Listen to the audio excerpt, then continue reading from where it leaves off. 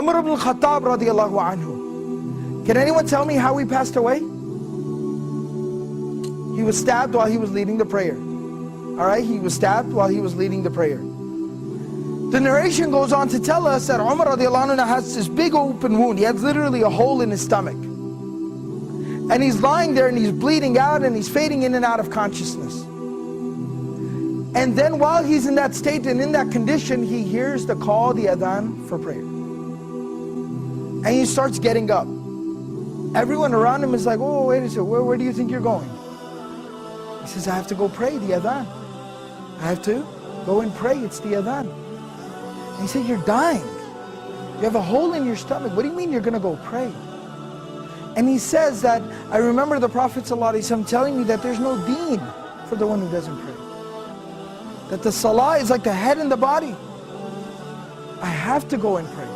This was the commitment that these people had to prayer. As long as I'm alive, salah is something I do. That's the commitment, the connection that they had with prayer. So this is from Surah Maryam, Surah number 19, ayah number 31. My Lord has firmly commanded me to pray and to give charity or to purify myself as long as I am alive. Ma dumtu hayyan, as long as I remain alive.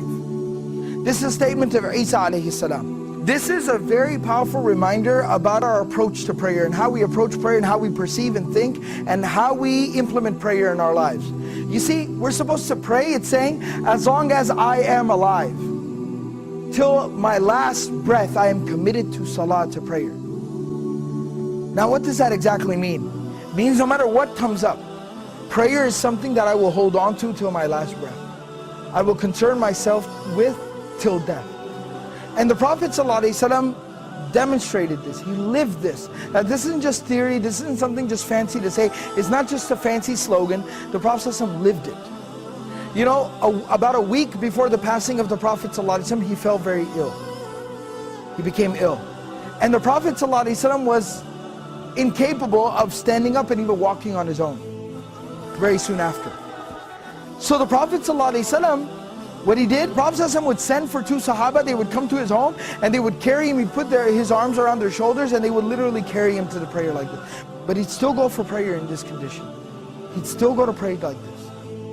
Teaching us, prayer is something we do till our last breath.